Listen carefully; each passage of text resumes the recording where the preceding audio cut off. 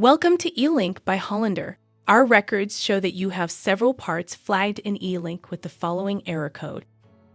The item-specific brand is missing. The brand field is a required field within eLINK and one of the key product identifiers that helps eBay associate your listing to its master catalog.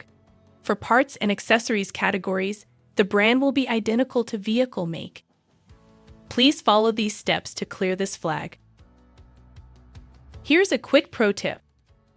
The biggest benefit to adding product identifiers is that it increases your visibility on eBay, as well as on Google Shopping. Here are the recommended steps to clear flags by including the actual brand.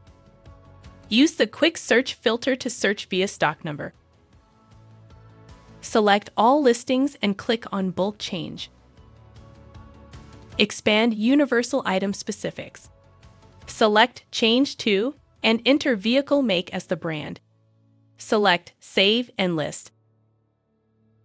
If you have a high flag count with the error code brand missing, here is a quick tutorial on how to clear all flags at the same time.